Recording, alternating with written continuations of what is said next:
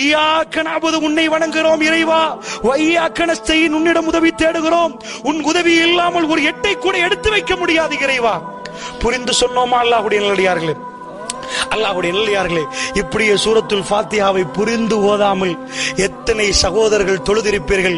இந்த தொழுகை நிச்சயமாக கல்புக்கு அமைதி தராது. ஒரு தடவை புரிந்து தொழுது பாருங்கள். பாறாங்கல்லோடு வந்து அல்லாஹ்வுடைய மஸ்ஜிதிலே வந்து நீங்கள் தக்பீரை கட்டி வீட்டுக்கு போகிற நேரம் பெரும் பாறாங்கல்லை இறக்கி வைத்த மாதிரி இருக்கும்.